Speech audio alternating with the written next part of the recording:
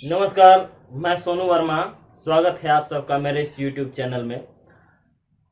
आज हम लोग जो चैप्टर पढ़ रहे हैं magnetic effect of electric current, उसी का हम लोग थर्ड पार्ट आज पढ़ने वाले हैं। तो सबसे पहले हम लोग आज देख लेते हैं कि आज हम लोग क्या पढ़ेंगे।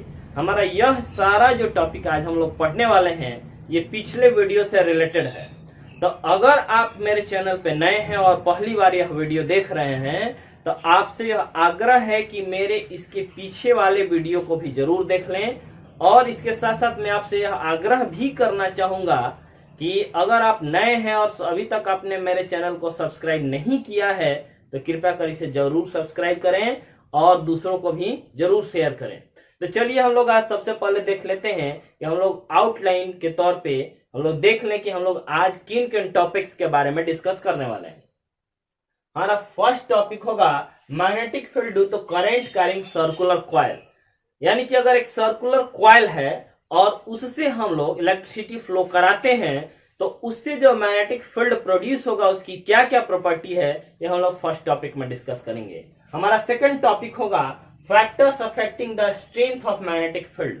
यानी कि अगर एक करंट कैरिंग कंडक्टर है और उससे मैग्नेटिक फील्ड हमारा प्रोड्यूस हो रहा है तो उसका स्ट्रेंथ यानी उसका पावर किन किन चीजों पे डिपेंड करेगा और उन चीजों में अंतर करेंगे तो क्या क्या हो सकता है, इसमें हम टॉपिक में डिस्कस करेंगे। हमारा सेकंड टॉपिक होगा। थर्ड टॉपिक होगा डायरेक्शन ऑफ मैग्नेटिक फील्ड। इसको हम लोग क्लॉक रूल भी कहते हैं। इसमें हम लोग यह देखेंगे कि अगर एक मैग्नेटिक फील्ड प्रोड्यूस होता है तो उसमें मैग्नेटिक फील्ड लाइंस का क्या डायरेक्शन होगा और कौन कौन से हमारे पोल्स क्रिएट हो जाएंगे। एक क्लॉक रूल है। इस रूल के आधार पर हम यह बता सकते हैं कि किस साइड में हमारा नॉर्थ पोल क्रिएट होगा और किस साइड में हमारा साउथ पोल क्रिएट होगा। अगला पॉइंट जो होगा हमारा डिस्कशन का वो magnetic field due to current carrying solenoid. हमारा सोलेनॉइड एक नया टर्म है। इसमें हम लोग ये देखेंगे कि एक सिलिंड्रिकल शेप में कोई ऑब्जेक्ट हो और उसके चारों तरफ एक इंसुलेटेड वायर अगर हम लोग उसके चारों तरफ वन कर दे, उसके चारों तरफ लपेटते हैं और उससे हम लोग इलेक्ट्रिसिटी सप्लाई करें तो उससे जो मैग्नेटिक फील्ड प्रोड्यूस होगा उसके बारे में जो हम लोग डिस्कस करेंगे वो हमारे इस पॉइंट में होगा, उसको सोलेनॉइड कहेंगे हम लोग। नेक्स्ट टॉपिक होगा pattern of magnetic field line. इसमें हम लोग मैग्नेटिक फील्ड लाइन का क्या पैटर्न होगा इसको देखेंगे। तो काफी इंपॉर्टेंट टॉपिक सारे हैं, तो चलिए एक एक करके इसको डिस्कस करते हैं।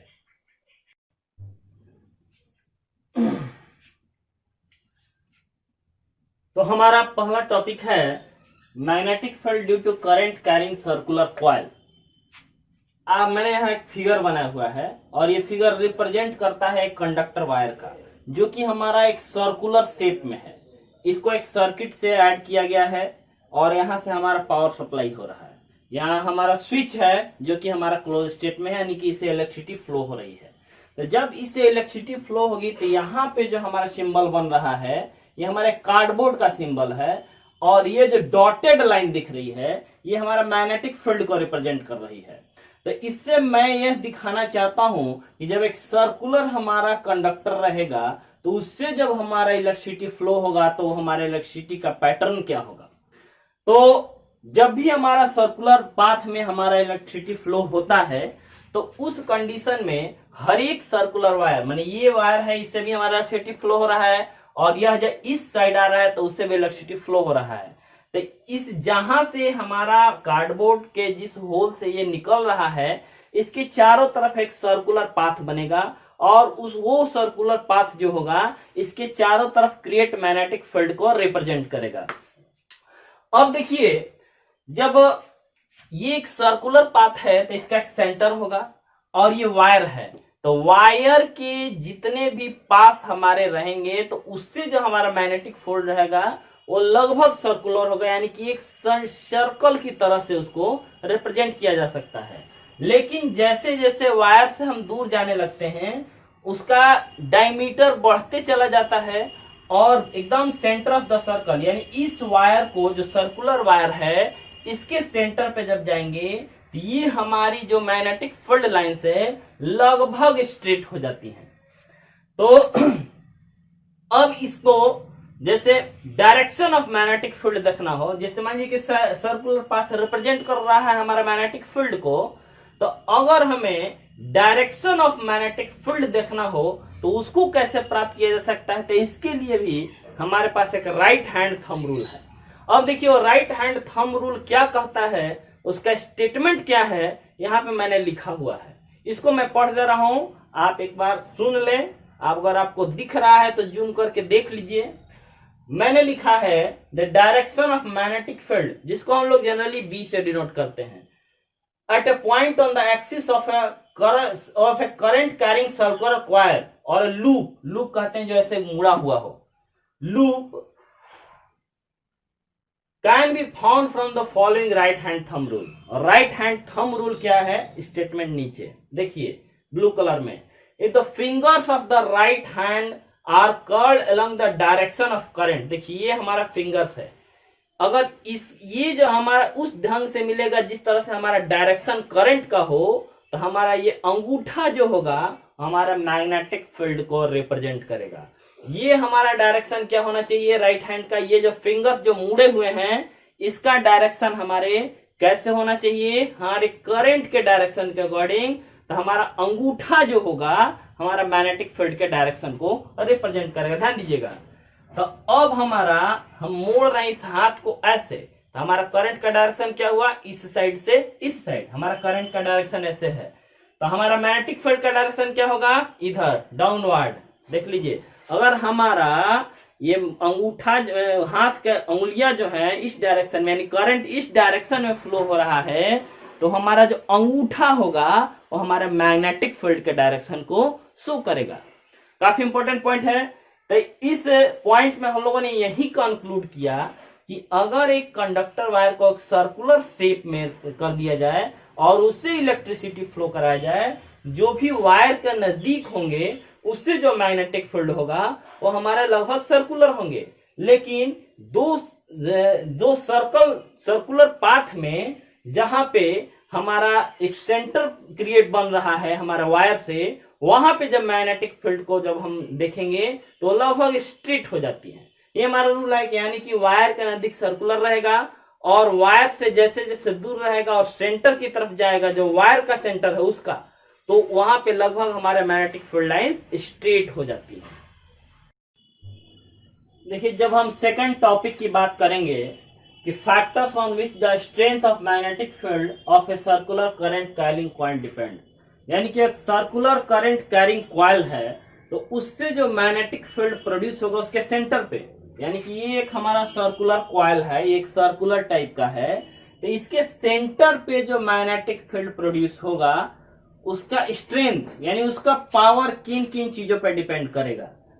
पॉइंट को एक बार फिर से पढ़ लेते हैं। Factors on which the strength of magnetic field of a circular current coil carrying coil depend. देखिए, ध्यान दीजिए, तो यहाँ पे एक कार्डबोर्ड लगा हुआ है, पिछले भी डायग्राम में देखा हमने, पिछला ही डायग्राम है, और इसके चारों तरफ इसके एक होल करके इसमें एक सर्कुलर कॉइल को इंसर्ट किया गया है। फिर उस सर्कुलर कॉइल में एक सर्किट के द्वारा हम लोग इलेक्ट्रिसिटी को सप्लाई कर रहे हैं। एक बार रिमाइंड करा दो थोड़ी देर के लिए आपको, जब कोई सर्किट हम बनाते हैं तो उसमें हमारा करंट का फ्लो हमारा हमेशा positive terminal to negative terminal होता है, लेकिन अगर इलेक्ट्रॉन की फ्लो की बात की जाए तो हमेशा negative terminal to positive terminal होगा। ये हमारे को ध्यान में रखना है, ये हम जानते हैं। अब देखिए, लिखा गया है the magnetic field generated at the centre of a circular current carrying current loop depends on the following factor. ये हमारा लूप है, एक मुड़ा हुआ हिस्सा है तार का, और इसी को लूप भी कहा जाता है। तो इसके सेंटर में, अगर सर्कुलर है तो इसका एक सेंटर जरूर होगा, तो उस सर्कुलर सेंटर में हमारा जो मैग्नेटिक फील्ड प्रोड्यूस होगा उसका स्ट्रेंथ किन किन बातों पर डिपेंड करता है, ये हमारा पॉइंट वाइज लिखा गया है। फर्स्ट पॉइंट है the strength of magnetic field that is B, जिसको that is denoted by B, is directly proportional to the amount of current passing through the circular coil. It means the more the current will pass through the circular coil the more magnetic field will be produce. यानी कि इस circular path से जितना ज्यादा amount में current flow होगा उतना ज्यादा अमाउंट में हमारा मैग्नेटिक फील्ड प्रोड्यूस होगा सेंटर में इसके। यानी कि B that is magnetic field produce is directly proportional to the current passing through the circular coil. यानी कि जितना ज्यादा अमाउंट में हमारा करंट फ्लो होगा उतना ज्यादा अमाउंट में हमारा मैग्नेटिक फील्ड प्रोड्यूस होगा। सेकंड टॉपिक है the strength of magnetic field. The strength of magnetic field is inversely proportional to the radius of the circular loop. अब देखिए ध्यान दीजिए इसका क्या मतलब है। ये एक सर्कुलर कॉइल है यानी कि सर्कुलर कंडक्टर है, तो इसका रेडियस होगा एक। जब सर्कुलर पाथ कोई बन जाता है तो इसका रेडियस होता है। तो जब इस सर्कुलर हमारा कॉइल बन गया, एक सर्कल की शेप में आ गया, तो उस सर्कल का एक रेडियस भी जरूर होगा और उसका रेडियस जितना बड़ा होगा हमारा मैग्नेटिक फील्ड उतना कम होगा। यानी इनवर्सली प्रोपोर्शनल का मतलब कि अगर एक का वैल्यू बढ़ता है तो दूसरे का वैल्यू घटता है। यहाँ पे inversely proportional to the radius the circular loop. यानी कि अगर हमारा सर्कुलर लूप का रेडियस यानी कि ये हमारा सर्कुलर जिससे हमारा बिजली पास हो रही है जितना बड़ा होगा वो उतना हमारा मैग्नेटिक फील्ड कम प्रोड्यूस होगा। थर्ड पॉइंट है the net magnetic field. The net magnetic field यानी जितना मैग्नेटिक फील्ड प्रोड्यूस हो रहा है, the net magnetic field produce by the circular coil of n terms is n times as large of the produce by the single term. अब देखिए ध्यान दीजिए इस चीज को समझना है कि एक सर्कुलर तार हम एक बार घुमा के इसमें से जोड़ दिए हमारे कंडक्टर वायर में, तो उससे भी मैग्नेटिक फील्ड प्रोड्यूस होगा। दूसरा केस ये है कि उसको 4-5 बार घुमा के सर्कुलर पाथ में और तब उसको सर्किट से जोड़ते हैं, तो उससे भी मैग्नेटिक फील्ड प्रोड्यूस होगा। तो अब सवाल है कि किससे ज्यादा प्रोड्यूस होगा। तो हमारा ये स्टेटमेंट कहता है कि अगर हम एक बार सिर्फ घुमा के और उसको एक हम सर्किट से जोड़ देते हैं और उससे हम इलेक्ट्रिसिटी सप्लाई करते हैं, तो उसका स्ट्रेंथ हमारे एक से ज्यादा बार जोड़े हुए हमारा जो सर्कुलर पाथ है, एक से ज्यादा बार टर्न जिसमें हुआ है उस सर्कुलर पाथ में हमारा मैग्नेटिक फील्ड का जो प्रोडक्शन होगा वो ज्यादा अमाउंट में होगा। तो ये हमारा सेकंड पॉइंट था। चलिए अगला पॉइंट हम देखते हैं। अगला पॉइंट है हमारा डायरेक्शन ऑफ मैग्नेटिक फील्ड।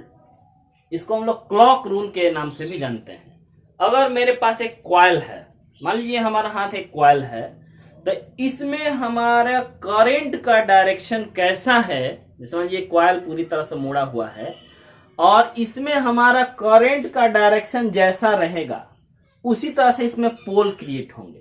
हमारे मैग्नेट के 2 पोल होते हैं, एक नॉर्थ पोल एक साउथ पोल, और हमारा एक कॉइल में एक सर्कुलर कॉइल होता है गोलाकार, तो इसमें हमारा करंट का डायरेक्शन जिस तरह से रहेगा उसी के अकॉर्डिंग इसमें पोल क्रिएट होंगे। तो हमारा करंट का डायरेक्शन 2 तरीके का हो सकता है। एक हमारा होगा क्लॉकवाइज, जो घड़ी जिस तरह से डायरेक्शन में चलती है उसी डायरेक्शन में अगर हमारा करंट का डायरेक्शन हो तो उसको क्लॉकवाइज डायरेक्शन कहेंगे। और अगर हमारा डायरेक्शन घड़ी के चलने के उल्टा दिशा में हो तो उसको हम लोग एंटी क्लॉकवाइज डायरेक्शन कहते हैं। तो अगर हमारा एक सर्कुलर कॉइल है और उसमें करंट का फ्लो होता है तो उसके अकॉर्डिंग हमारा 2 पोल क्रिएट होंगे। और कैसे कैसे होंगे इसको देख लिया जाए। देखिए, looking at the face of the coil, आप कॉइल का फेस देखिए ऐसे।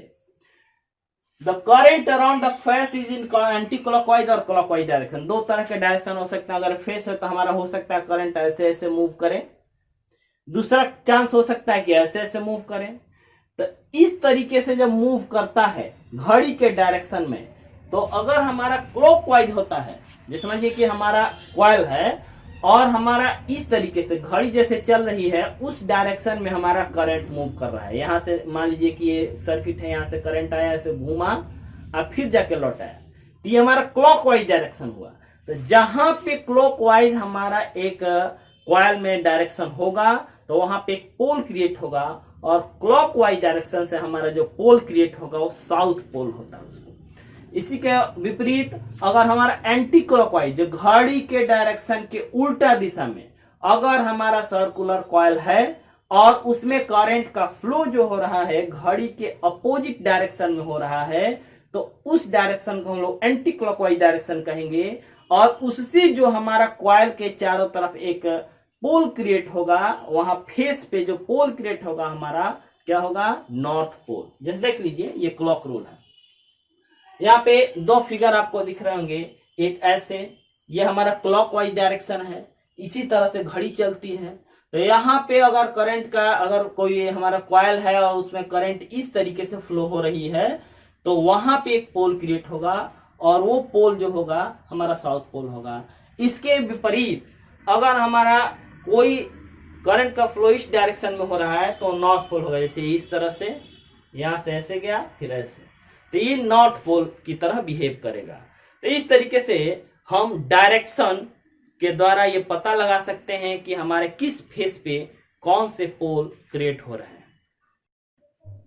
चलिए जब हम नेक्स्ट टॉपिक की ओर बढ़ते हैं तो हमें एक सोलेनॉइड के बारे में जानना पड़ता है और उससे जानना पड़ता है कि उससे मैग्नेटिक फील्ड जब प्रोड्यूस होते हैं तो उसकी क्या क्या प्रॉपर्टी होती हैं, उनमें पोल किस तरीके से क्रिएट होंगे। अभी हमने जो तुरंत पढ़ा कि हमारे जो क्लॉक रूल है उसके अनुसार हमारा नॉर्थ पोल और साउथ पोल क्रिएट हो सकते हैं, तो सोलेनॉइड में किस तरीके से प्रोड्यूस होंगे, सोलेनॉइड किसे कहेंगे ये देखिए। यहाँ पे लिखा है मैंने, एन इंसुलेटेड कॉपर वायर, एक कॉपर वायर है, आपको जैसे ये मैंने डायग्राम जो बनाया हुआ है ये रिप्रेजेंट कर रहा है कॉपर वायर का, और यह एक खोखला कार्डबोर्ड का टुकड़ा है, ये आपका प्लास्टिक का भी हो सकता है। इसके ऊपर हम लोग इंसुलेटेड कॉपर वायर, यानी कि ऐसा कॉपर का तार जो कि कवर्ड हो उसको लपेटेंगे तो उससे एक पैटर्न बनेगा, तो उस पैटर्न को सोलेनॉइड कहेंगे। लेकिन यहाँ पे एक ध्यान देने की बात है, यहाँ पे एक हमारा सिलिंड्रिकल इन शेप है, तो इसका जो सिलिंड्रिकल का बेस होगा सिलेंडर का वो हमारा सर्कुलर होगा, और ये हमारा एक हाइट है, तो इसका जो हाइट होना चाहिए इसके हमारे सर्कुलर के डायमीटर से ज्यादा होना चाहिए, तभी उस पैटर्न को हम सोलेनॉइड कह सकते हैं। एक सोलेनॉइड है, तो इस सोलेनॉइड में हमारा इसमें बार बार मोड़ के इसको एक सर्किट से जोड़ दिया गया, इसे इलेक्ट्रिसिटी फ्लो हो रही है, तो इसके दोनों तरफ दो पोल क्रिएट होंगे। अब ध्यान दीजिए, अभी तुरंत हमने पढ़ा कि अगर हमारा एक कॉइल है और उसमें क्लॉकवाइज है तो वहां पे कौन सा पोल बनेगा, आपको मालूम होगा कि वहां पे साउथ पोल बनेगा। यहाँ पे ध्यान दीजिए कि अगर हम इस साइड से देखेंगे, हम इस सोलेनॉइड को इस साइड से देखेंगे तो हमारा क्या होगा, ये हमारा क्लॉकवाइज होगा, क्लॉकवाइज होगा, तो यहाँ पे साउथ पोल बन रहा है। जब हम इसी चीज को, इसी सोलेनॉइड को इस डायरेक्शन से देखेंगे तो हमारा करंट का डायरेक्शन जो होगा हमारा एंटी क्लॉकवाइज हो जाएगा, और उस कंडीशन में हमारा नॉर्थ पोल बनेगा। तो ये सोलेनॉइड है और इससे हमारे दो पोल क्रिएट हो रहे हैं, इससे मैग्नेटिक फील्ड प्रोड्यूस हो रहा है, तो इसकी और क्या क्या प्रॉपर्टी है हम देखते हैं।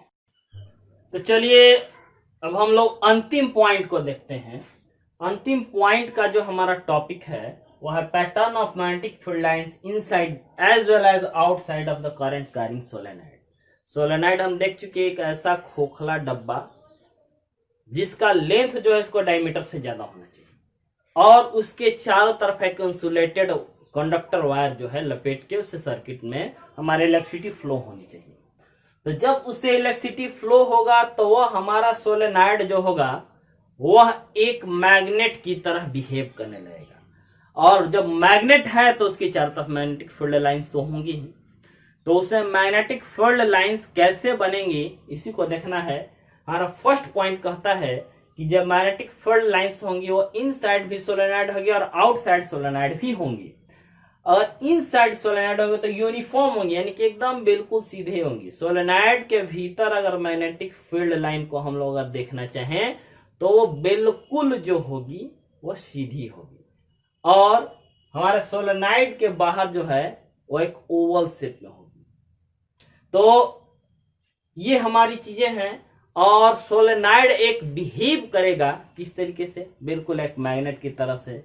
और जो मैग्नेटिक फील्ड लाइन जो है उनका डायरेक्शन जो होगा north pole to south pole होता है, यानी कि मैग्नेटिक फील्ड लाइंस जो है वो हमेशा north pole to south pole जाती हैं। तो इस प्रकार से आज हम इस क्लास को यहीं पे रोकेंगे और आपसे वीडियो देखने के बाद, जब आप देख चुके हैं, इसके बाद आपसे हम फीडबैक जरूर लेंगे कि बताइए कि हमारे इस वीडियो में और क्या क्या किया जा सकता है। काफ़ी लगन से और मन से बनाने की कोशिश की जा रही है। मैं कोशिश कर रहा हूँ, मेरे साथ सारे लोग लगे हुए हैं जितने भी शिक्षक समुदाय के हैं। तो उन सबों की तरफ से एक ही आग्रह है कि आप हमारा समर्थन करें जब तक हम लोग ऑफलाइन पढ़ाने की स्थिति में नहीं हैं। और बहुत चीज़ नहीं, लेकिन एक चीज़ ज़रूर कि सबके साथ साथ हमारा भी ख्याल करें और अपना आशीर्वाद जरूर दें।